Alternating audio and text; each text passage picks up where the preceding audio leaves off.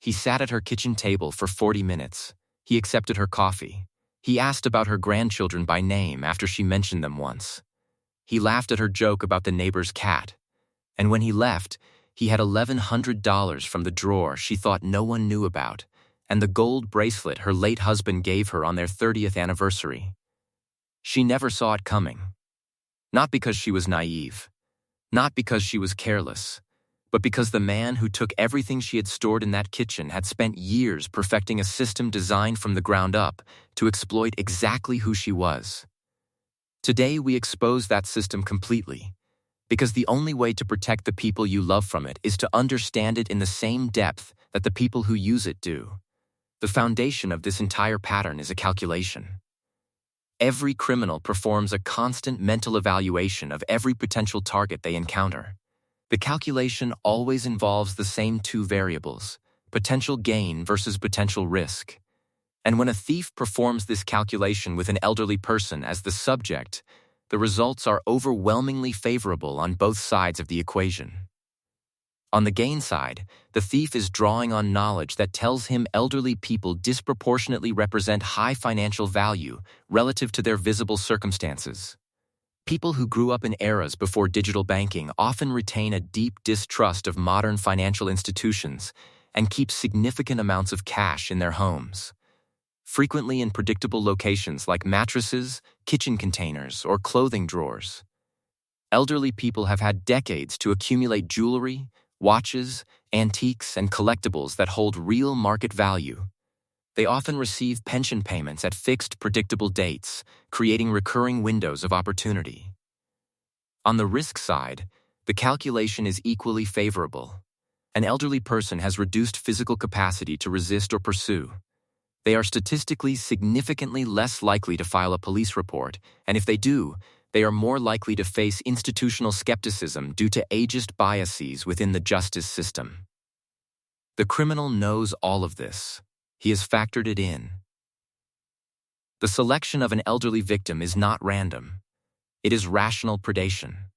The second pillar of this pattern is the systematic exploitation of social isolation. Studies conducted across multiple countries consistently show that a significant percentage of people over 75 report going entire days, sometimes multiple consecutive days, without a meaningful conversation with another human being. This is not just a quality of life issue. It is a neurological and psychological condition that measurably alters how the affected person processes social information. A brain that is chronically deprived of human connection becomes hungrier for that connection. It assigns elevated emotional weight to interactions that a well-connected brain would process as ordinary. A brief friendly conversation with a stranger becomes emotionally significant in a way it would not for someone with a full social life.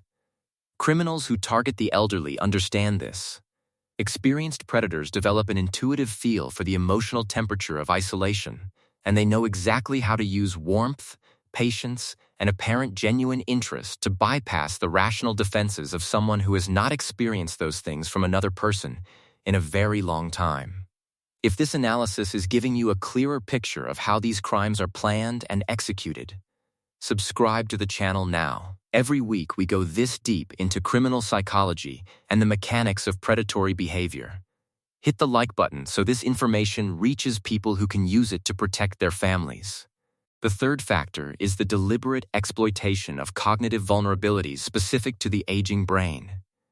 Criminals who target the elderly have developed, through experience, an operational understanding of how the aging brain can be manipulated, even without any formal education in neuroscience.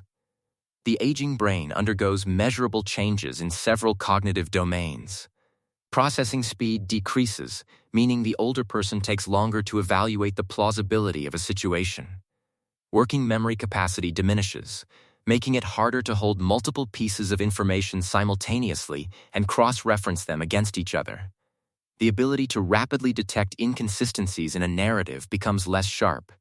And perhaps most relevant to what criminals exploit, the executive function of the prefrontal cortex operates less efficiently when flooded with emotional content. Criminals exploit all of these vulnerabilities with specific tactics. They create artificial urgency, because urgency floods the emotional processing centers of the brain and temporarily overwhelms the capacity for critical analysis.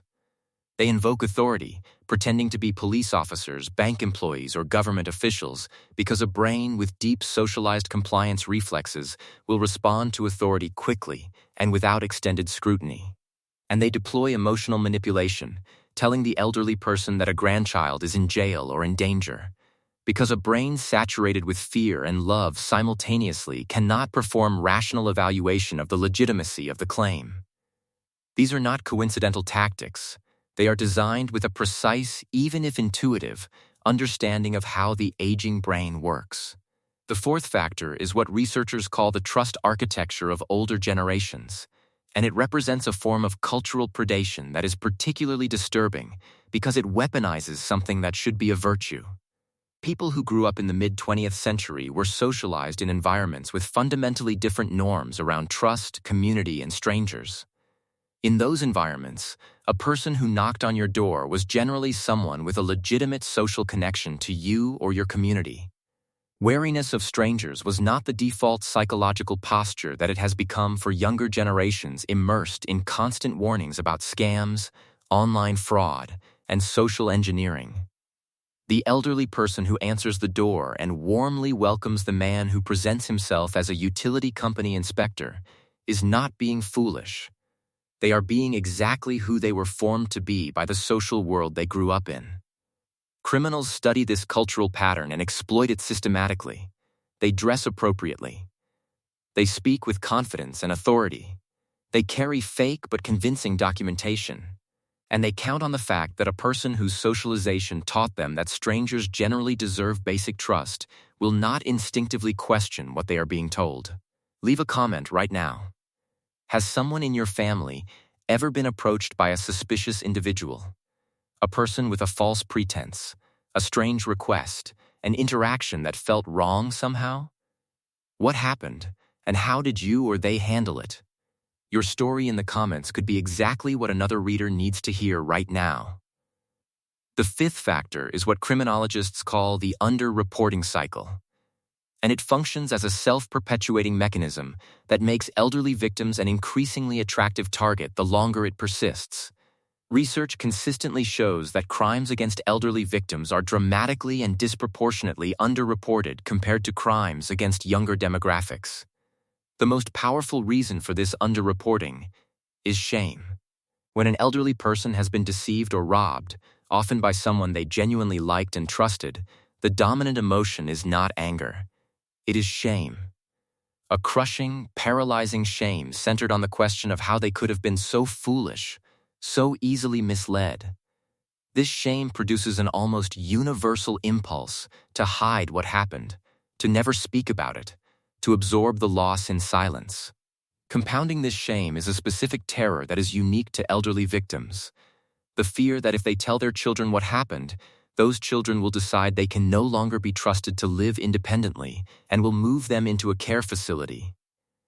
They fear losing their autonomy more than they fear the criminal who took their savings.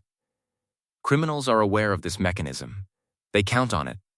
And lower probability of reporting means lower probability of consequences, which means they continue targeting with confidence. The sixth psychological dynamic involves what criminologists call targeted vulnerability signaling, which refers to the specific observable behavioral and environmental cues that experienced criminals have learned to identify as reliable markers of an ideal elderly target. These signals are processed rapidly and automatically. A person who appears confused or disoriented at an ATM. A person who responds with disproportionate warmth to a brief friendly interaction with a stranger, signaling profound loneliness. A home where the mail has accumulated in the box. A garden that has not been tended in weeks. A house where the interior lights come on and go off at exactly the same time every day, showing a rigid, solitary routine with no visitors. These signals are not conscious communications from the elderly person. They are environmental and behavioral facts that a predatory mind has learned to read quickly and accurately. The result is a form of targeting that is invisible to everyone except the person doing it. Share this video right now with someone whose elderly parent or grandparent lives alone. This information is protection.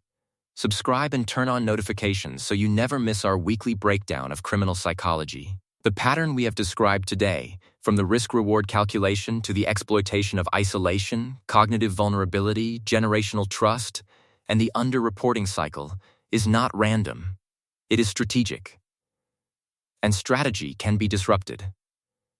When elderly people have regular, genuine, shame-free contact with family members who talk openly about how these crimes are committed, the criminals' most powerful tools lose their effectiveness.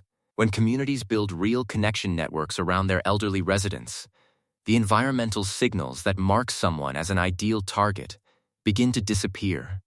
When the justice system treats crimes against elderly victims with the same seriousness as crimes against any other group, the risk side of the criminal's equation changes significantly.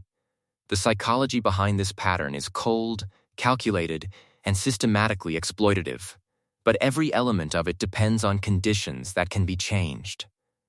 Remove the isolation, remove the silence, remove the shame, and the predator loses the hunting ground entirely. There is a final dimension to this problem that does not receive nearly enough attention in mainstream discussions about elder fraud and theft: the role that technology is increasingly playing in enabling these crimes at scale. The traditional image of the criminal who targets elderly people involves direct personal contact: the fake plumber, the fraudulent handyman, the neighbor who earns trust over time. This profile still exists and still causes enormous harm, but it has been joined and in many cities surpassed by a technologically sophisticated criminal ecosystem that targets elderly people remotely, at scale, and with a level of psychological precision that was simply not available to criminals even 10 years ago. Voice cloning technology allows criminals to replicate the voice of a grandchild with enough accuracy to deceive an elderly grandparent over the phone. Artificial intelligence tools allow for the generation of fake video calls with apparently familiar faces. The psychological exploitation that used to require physical presence and personal skill can now be deployed remotely, simultaneously, against hundreds of targets at once. Preparing elderly people for this technological dimension of the threat is now as important as any other aspect of protection. The conclusion of this analysis must be stated simply and directly.